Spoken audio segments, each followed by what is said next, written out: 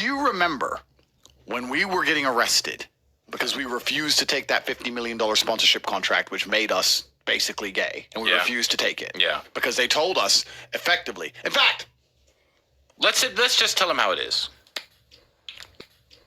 Let me explain to everybody how the world works. Oscars are a reward for being owned. Congratulations, you've been a good slave to the Matrix. You've been a good cog in this system. You don't get an Oscar unless they're happy with you.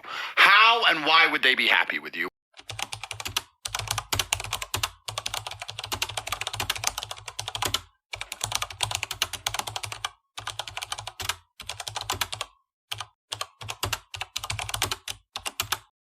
So you're a person, and you have dreams and ambitions. This is you, person. I'm going to illustrate this with a graph. You're a guy, and you want to become an actor, or a singer, or a streamer, or a novelist. Doesn't matter what you want to be. And you think that your talent and your hard work will get you there, and then you realize you need some networking, you need to know the right people.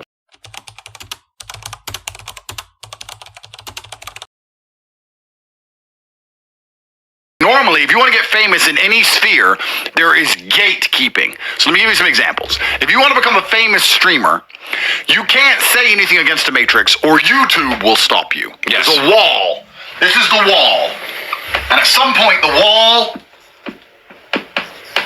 turns gay. Turns gay. It's a rainbow wall. It's a rainbow. If I had more colors, I'd do a rainbow wall. We're going to go black and blue. And you're going to realize that sooner or later, you're going to come up to a gatekeeper.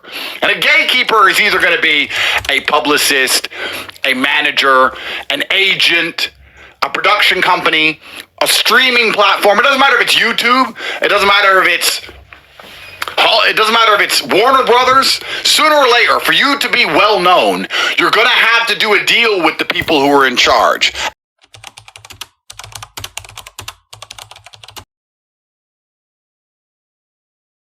And the deal they basically want for you to do is become gay.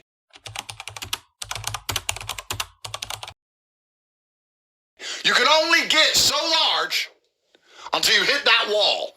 And you either bounce off it and go down to nobody and all your dreams and aspirations are crushed, or you go through it and come out covered in rainbow flags and please understand, if you don't have your own platforms, the gatekeeper will stop you. When they give you the offer and you say no, if you say no, you're deleted from YouTube, or your publicist fires you, or no production company will allow you to be in their movies. You basically have no choice. It's very rare for you to be famous without somebody in charge of you. Even if you're on a sports team, you have a contract. You can't just sit there and say whatever you want. You'll lose your contract and fade into obscurity. So when you're a little person here with dreams and aspirations, and you want to become anything entertainment-based, you don't realize you're eventually going to come up to the most important decision in your life. And that decision's coming. And no matter how good a person you think you are, the time it's finally laid on the table, it's actually very difficult for most people to say no because, one, they're offered a bunch of money. Two, they're offered for their dreams to come true. And three, they know if they say no, they never get another shot at it.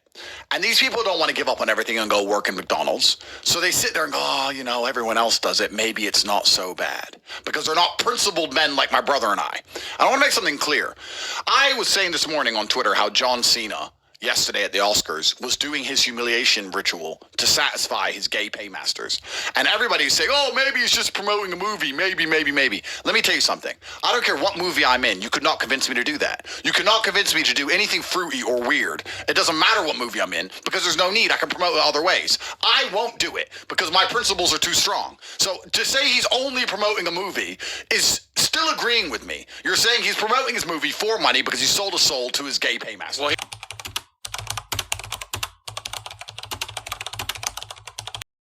this, by the way, so this is you.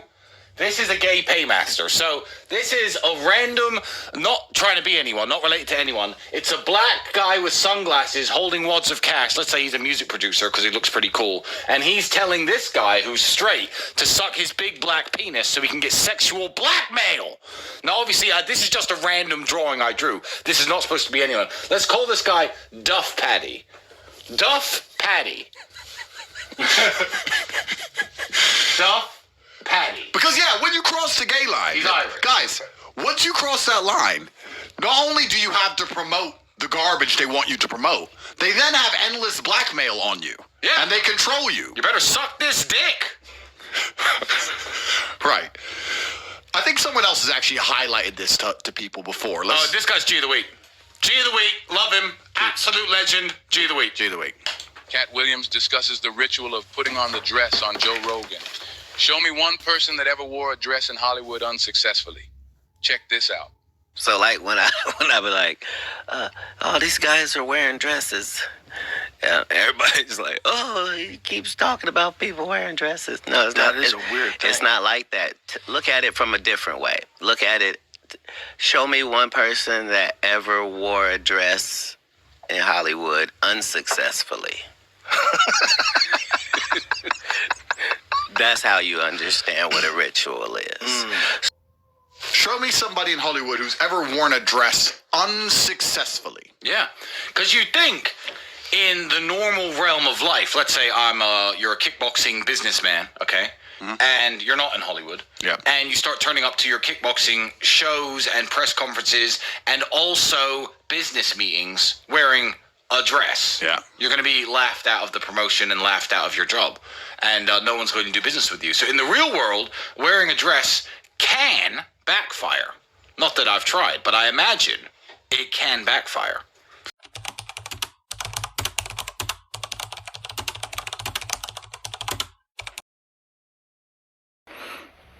No one's ever worn a dress unsuccessfully. So if you're a man and you're any kind of masculine role model, they try and make you go past the gay wall to say, look, it's cool, it's fine to be gay, you should be more gay. And the primary objective of all of this, as we've discussed at length, is to damage masculinity, because masculinity is the bottom line protector of society. It is men who are not afraid to be men, who are unapologetically men, who are going to resist the enslavement, which they are trying to remove all of us so they can enslave the entire human populace. It is only men who are going to resist it. And as much as I don't want to sound like a misogynist, women can't resist it. A, primarily they can't. And two, women, if you offer them convenience, or you offer them ease, or you offer them attention, or you offer them a bunch of other things, they're very likely to give up their freedoms for safety because they're afraid. If you say you're safer if we do it this way, because they're afraid, they're going to take it. Only men will say, no, I will take the risk to stay free. And we have about 6 years left until 2030, and unless the world gets some balls, it's pretty much over for us. So, John Cena last night at the Oscars. For those of you who don't know who John Cena is, if you're older, because in my generation, you had The Rock, you had Chris Benoit. Yeah, well, I guess nothing to say about him. The previous generation, older than me, had Hulk Hogan and Andre the Giant and Ric Flair, who is a G, by the way. And after The Rock, it became a bunch of crappy people. Then it was John Cena for a while. After Stone Cold Steve Austin, and then after John Cena, now it's a bunch of homos who drink Prime. So, yeah, he was the last wrestling hero who wasn't super gay until now. So you have to understand, all the 26-year-olds to 29-year-olds, he's their guy. He's the Stone Cold Steve Austin, he's the Andre the Giant, he's the Hulk Hogan. Everyone, he's the man, the wrestling man. And they've turned him gay. Therefore targeting the 25 to 30-year-olds. Yeah, the primary objective is to take anyone who's remotely masculine and teach them a lesson and humiliate them. And we're going to talk about the offer they gave us and how they tried to humiliate us shortly. We're going to get there. But first, let's look at the Oscars from last night, and let's look at the...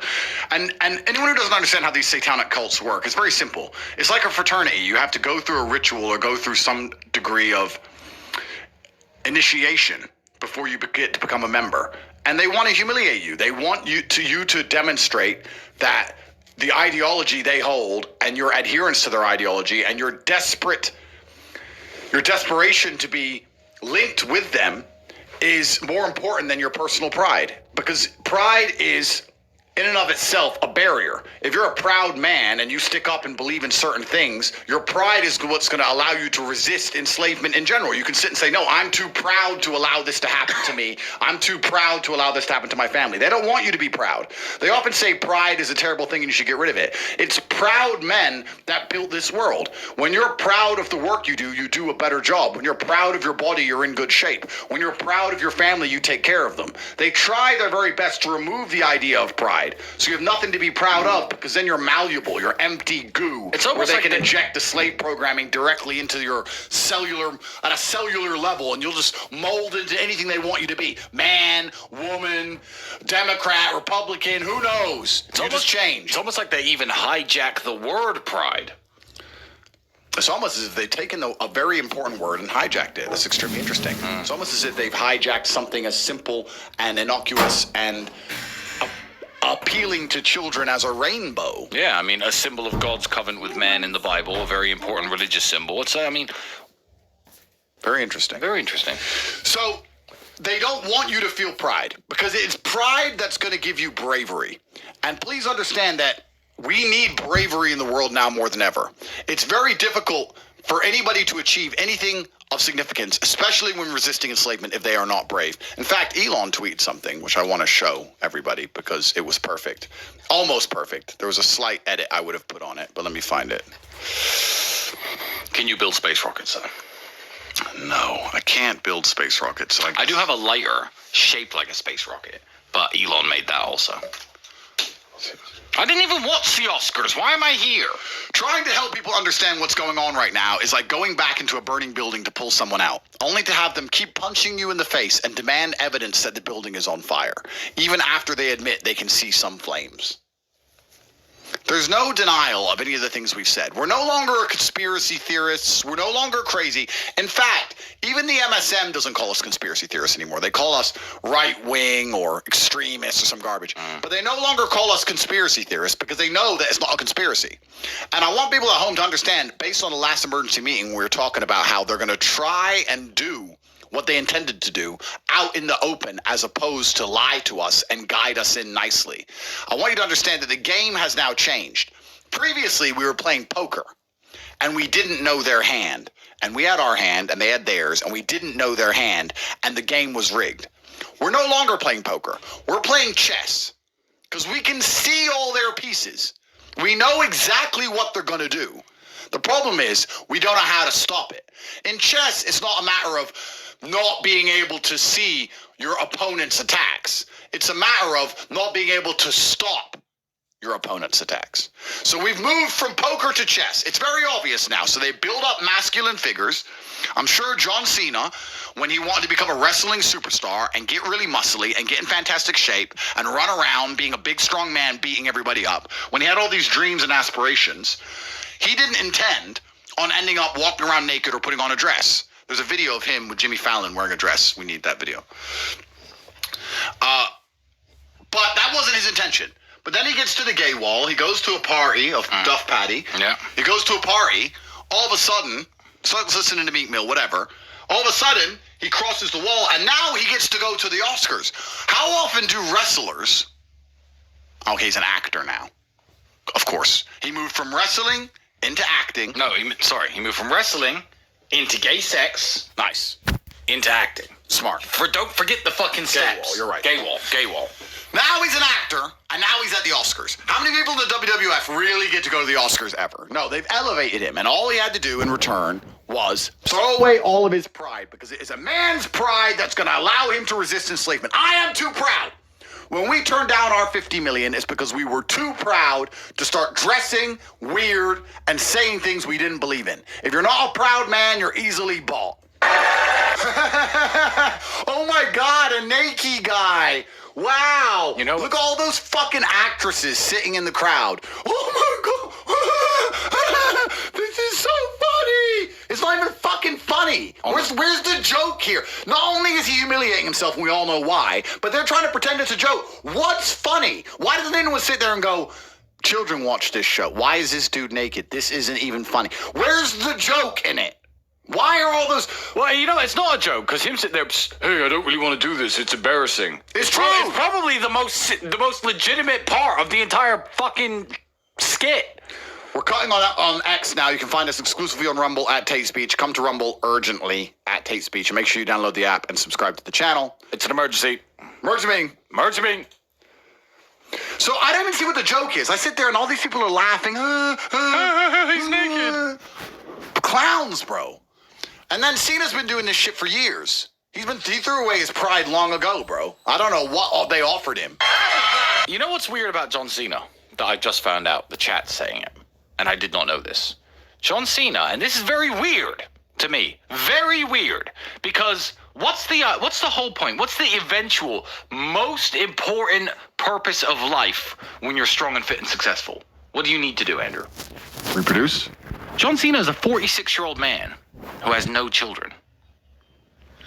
All the biggest weirdos in Hollywood have no kids. Or if they have kids, they turn them all tranny. Aren't all three of Megan Fox's kids transsexual? Yeah, I mean, people talk about racism and people talk about the abuse of underprivileged black kids, and some people have points and some people don't. Some people are gaslighting and some people aren't. But if you adopt 3 children from the third world, 3 young men who are black or Hispanic or whatever they are, and you make them all transgender, what are the odds? Oh, her kids aren't adopted. Fine. Well, who's the one who adopted all the black ones and made them gay? I think that's, It might be. No, it wasn't Angelina. There's another one. It might be Angelina. What's her name? Charlize Theron. Yeah, She did it anyway, as well. what are the odds that all of these kids are trans? That all of these kids have gender dysphoria? What are the odds? Those are 3 boys, by the way. 3. Whoa, you can't say that. Why? Yo, don't be a Nazi. Fine. I take it back. Thank you. Beautiful daughters. Anyway, yeah, so why is it all the biggest weirdos in Hollywood either take kids and turn them gay, Okay. or they don't have kids at all? It's a weird thing to not have children at all at that age with that kind of money. Why are they so intent on just not reproducing? Is it, again, symbolizing to the cult that they respect death more than life? Like, what are these people doing? It's fucking weird. It is weird. 46-year-old man, no kids. So when you and I were at the height of our fame, we were offered $50 million. And when we escaped this Matrix attack, when we're no longer tied up inside of the legal system, I'm going to tell you which company offered it to us. So you may as well kill me now, because I'm going to say it. And we were offered $50 million, and we basically had to have certain opinions on LGBT and certain opinions on Israel-Palestine, and we had to wear certain clothes and dress in a certain way and do certain things, and we would be protected by the media establishment. They have said, we spend a lot of money on advertising in mainstream media, so the mainstream media will never attack you because they cannot go against the poster child of the people who finance them. Basically, we hit the gay wall, and we declined, and after declining, we ended up in a jail cell. And it's very interesting. Cosmic, yeah. Ooh, wow, how'd that happen? And it's very interesting when you sit and talk about how they're out to humiliate men because they want anyone who's seen as masculine and seen as a hero and seen as a role model to face humiliation so that the people who look up to this person are no longer inspired. And I recognized our humiliation because we went to jail and we're G's and we sat there and smoked cigarettes and did push-ups like fucking heroes. Whatever. But don't you remember, Tristan, when they came in this house with the guns and they came and they took all of our stuff and they took all of our cars, etc. And after an 18-hour search, they said, it's time to go to the police station. And you said to the police officer, why don't you bring the van in the gate? I said, listen. Do you remember? I said, this is all bullshit. It's going to go away in one day. It's all bullshit. I can prove. I said, in one day, the prosecutor's going to drop this because it's bullshit. I didn't understand how evil these people truly were. I said, bro, drive the van into my gate. I'll get in the car and take me to the rear entrance of the police station. They wouldn't. And then when I was at the police station, in fact, no, here's the thing. It's not that they wouldn't. The policeman said, yeah, that's fair. Yeah, that's fair. Look, I get it, guys. We didn't find anything in your house. I get it. I think you're innocent. That's fair. Spoke to his higher-ups. Nope. Perp walk him. Give him the perp walk. Then we get into the office, and I sat down with this fucking loser, and I know him by name because the same loser I'm going to tell you his name when this is all over. When they searched the mother of my child's house, was making sexual comments towards her and being a real degenerate. So this loser, and you know who you are, sir. When I was sitting in the DCOT head office, I said, bro, there's got to be a rear entrance to this building. While I'm in these handcuffs, well, by the way, there's no reason for me to be in these handcuffs. You were in my house for 18 hours. I didn't attack any of you. You've put these handcuffs on me. If this is what you've done, take me into the van in the rear entrance of this building and send me to jail that way. Don't walk me out the front door. This is the head of DCOT, the Romanian FBI. You're telling me the front door is the only way in? And he went, no, we have to. What a fucking dork, They had us, and they handcuffed us, and they waited, and they sent an officer outside to alert and let the press know that we were coming out. to turn all their cameras on, get in a row so they could all get a shot, and walk us through our humiliation ritual.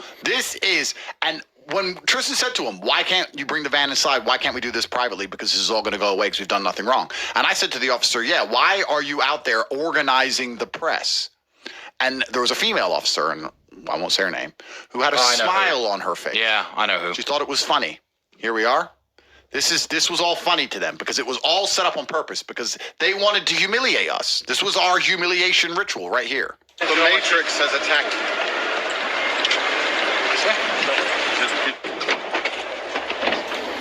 You know the best part about Andrew, and I know which female officer you're talking about, sitting there with her little cunty smile on her face. You know the best part about that? I'd rather do that than wear a fucking dress. Any fucking day. Oh. Be back in cuffs, make me run a marathon of media in a fucking jail outfit. I'd rather do that than wear a dress. Here's the mistake they made. They didn't understand. They don't understand that we are symbols of resistance against the Matrix. And doing what they thought would humiliate us only emboldened us and our fans and our supporters and made us stronger than ever before. Nobody believes it. Everybody knew it was a fucking lie. All you did was prove me right. All you did was say Andrew was right to the entire world. So, very much like my brother has just pertinently stated, I will not wear a dress. And if you want to arrest me, you can set the cameras up and arrest me again. And I will walk past with pride because all I'm doing is displaying to the world that I refuse to sell my soul, that my sanity and my principles are not for sale because I am a man of pride and bravery. I don't give a shit. If you think that makes me look bad, makes him look like a criminal. Guess what? In the world today, if you're any kind of masculine man with a semblance of freedom inside of his mind, you're considered a thought criminal anyway. We're all criminals because we don't buy into this shit, because we bounced off the gay wall. All you're doing is telling the world that I'm one of the best anti-gay wall people that there's ever been. I don't give a fuck. Yeah. Fuck your perp walk. Give it to me. Do it again. I don't care. But the fact that it was set up deliberately in an attempt to humiliate us and damage our reputation. This whole thing has been a Matrix attack that begun the same day we rejected that sponsorship offer. It was after rejecting that sponsorship offer that the MSM turned on us and started attacking us endlessly. It was after that we lost all of our social medias. It was after that we got arrested and all this garbage came. It was after that the BBC called me on my first day in jail saying, we don't believe what's happening to you is fair. We believe this is a breach of your human rights. We understand Romania is known for its corruption in its legal system. We want to have your first interview on the way out. We want to ask really interesting questions to let the people at home know the truth about what's going on. I said no. I rejected them endlessly. They called me every single day. Lucy came to the jail. They kept coming, begging me to do this interview, saying it'll be my chance to show the world I'm innocent. I allow them into my house. I sit them down, and we sit for this interview where we're going to ask how prison was, and her first words are you a rapist? A Matrix attack. She admitted on BBC Radio 4 afterwards that she had rehearsed that interview. Please understand, I leave the jail cell doing Aikido against the fucking cockroaches. I leave the jail cell. I come here, I have nightmares, I can't sleep. I'm supposed to be giving this interview where I get to tell my side of the story. A softball, fair interview. I sit down and I'm attacked. I'm jumped. They just come at me from nowhere. Lucy with her bullshit questions, waiting for me to stutter or make a mistake and go, oops, so they can make a fool of me on TV. But I fucking beat them. I beat her and she looked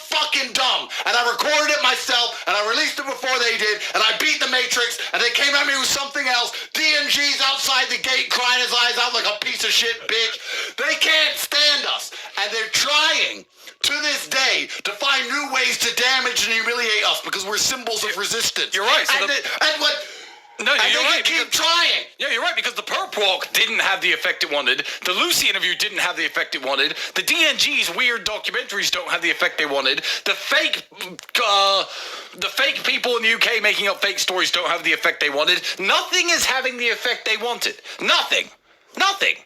So yeah, what's next? Tristan Tate charged with something.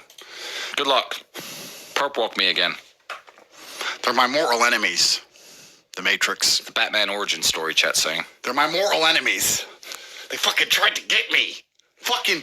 Bro, I don't know what execs she sat down with, but if I was the exec of the BBC, which is the propaganda mechanism of the UK government. You'd have to be gay. See, the BBC exec is up here, you see, Nice. above the gay wall. Got it. You would have bounced back down. Nice. And you never would have got there. Okay. But the BBC, you also have to, there's the gay wall, and then there's the have sex with children wall. Oh, yeah, of So you course. have to go through all that, and the be okay with pedophiles and harbor them for safety, and that's how you get to the BBC exec. So you wouldn't ever be the BBC executive, Got it. because you wouldn't have crossed through the pedophile, protect the child molesters, and gay walls. Oh, it's the trifecta. It's actually a rainbow of walls Nice. that you need to get through to be the BBC director, you see. Whereas we wouldn't pass through even the first rainbow stripe. As you were saying, if you were the BBC director. Yeah. So if I was the BBC director, please understand this. The Matrix has tried to take us down. They set all this garbage up. They arrested us for no reason in Romania. They set it up. First day in jail. The BBC has been instructed by the UK government. We have to damage their reputation. Their first interview that comes out of jail, we know these guys can talk. We know they have fans. We know they're going to try and tell the truth. Before they can get out there and tell the truth, Kick 'em all the down. first time they can speak to the public, we need to put in the kill shot. We need to stab them one last time and put in the kill shot before they let everybody know that they were set up. You have been tasked with the mission, Agent Lucy of the Matrix. So, the UK government's gone to the BBC. They've gone to the director of the BBC and they said, listen, train up your best agent. Train up a woman, a feminist woman, because they're powerful, and you're going to train her up, and she's going to go through practice for this interview. On BBC Radio 4, Lucy said she rehearsed and practiced for that interview for weeks. She sat and they got, much like a sparring partner when you're going to fight Mayweather, you get someone to replicate his style. They found somebody who could talk like me, who was like Andrew Tate. She sat down with her questions. She came out swinging. Come out hard and fast. Put pressure on him. Are you a rapist? They practiced all of this crap. And then they sit down with me, as well as setting me up while I'm in jail, taking away my defensive mechanism, expecting me to be sitting there like a pussy, unaware that I'm about to be attacked, unrealizing that my perspicacity is unmatched, and I'm permanently prepared for combat. They expected me to sit down like a little wimp. Oh, this will be an easy interview. And I sit there, and they come at me, and they try and attack me, and I Aikido the first one and the second one, and afterwards, when she's destroyed, and then finds out that I recorded them, not even shaking my hand on the way out, and I release the interview before they can release their edited version. The BBC exec must have called Lucy into a meeting afterwards and been like, you failed! This took months to set up. We begged him from jail for 3 months for this interview. He's gonna tell the truth now. The Matrix has set up this whole scam, and you were gonna come along and put the kill shot in him, and you fucking ruined it, woman.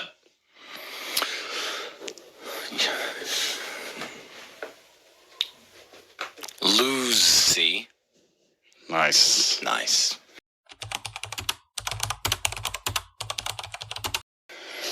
So yeah, you made a really good point. Now, a perp walk, which used to be the humiliation ritual, isn't even a humiliation ritual anymore. Because all They know. it shows is that you Everyone won't wear a knows. dress. Yeah. You get to a certain level. Wait, new line. Need a new diagram. Okay, new diagram. Let me clear this. Can we get rid of Duff Patty?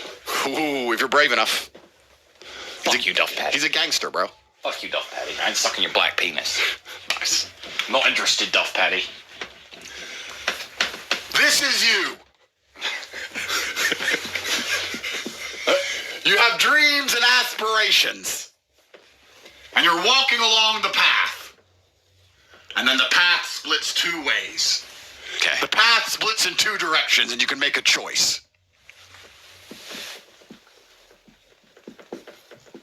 Okay. You either put on a dress, you go to jail, or you just turn around and walk home. Those are the options you have as a person with dreams and aspirations. Dreams are heading this way. This is the dreams axis. Dreams. And as you progress with your dreams, you're going to get to a fork in the road. You either put on the dress, you go to jail, or you turn around, throw those dreams away, and go back to work in fucking Starbucks. You know, it's all making sense now because I actually saw Cat Williams destroy an interviewer who tried to come at him last year or 2 years ago. I remember this clip now, and it's all coming back from my weird autistic memory. Cat Williams has been to jail. Did you know that? I don't know why he went to jail, but I know he went to jail because some... So, what? If he's not guilty of anything, hear me out, because he's not, because he's never been to prison. Respect, Cat Williams. Sorry if I butchered your accent there. If you've never been convicted of a crime, so have never been sent to prison, therefore have a no criminal record, what the fuck were you doing in jail? I'll tell you what he was doing in jail, ladies and gentlemen. This is Cat Williams. These are his little dreadlocks. This is a little spliff. This is Cat Williams walking. He chose the fucking jail direction. Because I ain't never seen a picture of him in a dress. It's all making sense. That's what he was doing in jail. That's right. That's right.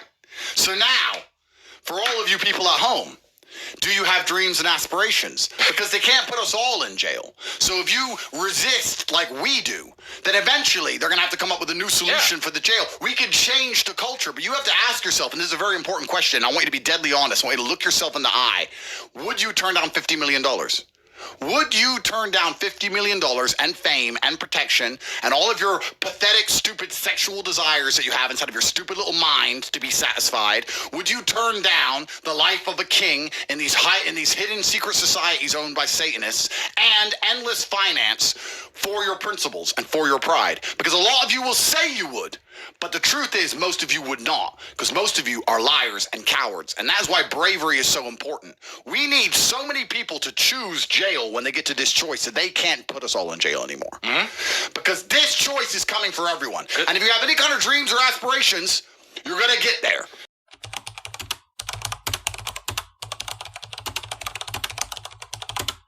So yeah, when they come to offer you the dress or the jail, the graph we showed previously, they come at your weakest point. And your weakest point is right here, and I'll tell you why. You've lived a bit of lifestyle. You've had a little bit of money. It's running out. You need another job soon.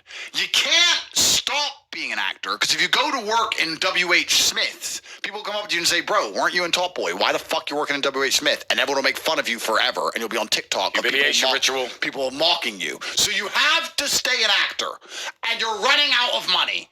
But you have to be an actor because you can't do anything else because you're too recognizable to have any other job but an actor, but you can't pay your bills. So then they come and say, you need to be an actor, right? You're like, yes. So you want to do acting? Yeah. Cool. Dress or jail? Dress, gay, suck dick. Or you can, or it's fine. You can go work. I think Burger King is hiring. You could go. You could just give up on acting. Yeah, humiliation ritual. Or we'll pay you $10 million if you sign this contract, and you'll be in an upcoming movie because you're with this famous producer, and this producer really likes you. And all you have to do is just shut up, say what we want you to say, and you get to be an actor for the rest of your life. Go to his parties. So that's what's interesting. So I looked up the Top Boy actors. Let me give an example of one of them who chose dress. This guy was an Irish gangster who killed everybody. Look at this. That's Kano. Kano needs a new supplier. I can't remember exactly. The Irish people steal his drugs. They say you have to get drugs from us. This is the son of the big drug lord. He's in old people's home visiting his granddad or something, and he's a boxer, and he shoots everyone because he's IRA, and he's a crazy Irish guy, and he's a big G, and he's the big fucking bad guy of the last series. And I was thinking, what is he doing since he quit Top Boy? Because he was such a gangster and such a bad guy, and he came across and played it so well. Surely he's not doing anything gay or weird. He might be in some upcoming show that involves IRA or shooting or drugs or gangs or whatever, or anything remotely masculine. Maybe boxing. Who does? He's eating a human heart and sitting like a girl. Why? Unless somebody came up to him and said, dress, and you can continue to be an actor, Or you can go home and be a nobody, or you can continue to try and be an actor without taking the dress, and you can tell people how we do these things. You can tell people the truth, and you can go to jail.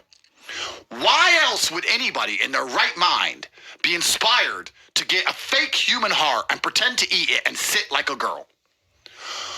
Is that an actual dress? Yes. That's actually a dress. Well, he took it off to put on gloves and makeup and sit in blood with a girl's necklace on. Listen. I'm not a conspiracy theorist. I'm just a guy who's more famous than all these people who knows how this works. Because I was offered the dress or jail, and you all know what I picked. He was offered the dress or jail and picked the dress. And if you look up the other Top Boy actors, you'll also start to see there's more than just him. Some of the others are kind of getting on the fruity side. I don't want to say names. I'll let people do their own investigations, but it's a bit worrying because they want their careers to progress. Because if they go work in Burger King, they just get working in Burger King's bad enough. Working in Burger King as a once famous actor has got to be one of the worst existences on the planet.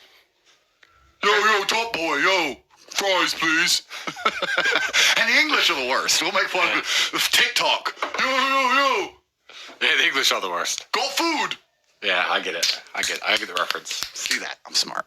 So, yeah, you don't want that life. So they have to make a choice. Only bravery and pride will allow you to resist. And this is one more thing I want to say before we end. Because everybody needs to understand how this happens and why this happens. There are gatekeepers of everything in life. We talked about gatekeepers. YouTube will prevent you becoming a streamer unless you do what they want when you hit the gay wall. Producers will prevent you from becoming a famous singer unless you do what they want when you hit the gay wall.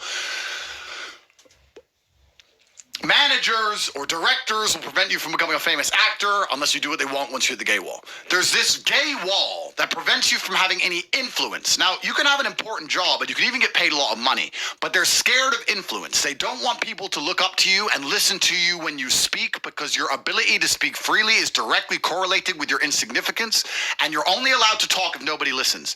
Once you get in a position where you can talk and everybody will listen to you, like we're in, they have to have blackmail over you and they have to control your opinions, because otherwise you are going to say things which are counter to the narratives which the Matrix purport deliberately to enslave you. So, if you're trying to gain any kind of influence in the world, you're going to hit a gatekeeper and the gay wall. That is how it works, is how it's always worked. And the fact that my brother and I, Rumble, X, a few of the free speech platforms, have allowed people to defy these people and continue to tell the truth is very aggravating to them, which is why they use the legal system to try and shut us up and damage us, which is why they used the BBC Matrix attack. It's why they tried to perp walk us and embarrass us, There's another et cetera, point. et cetera.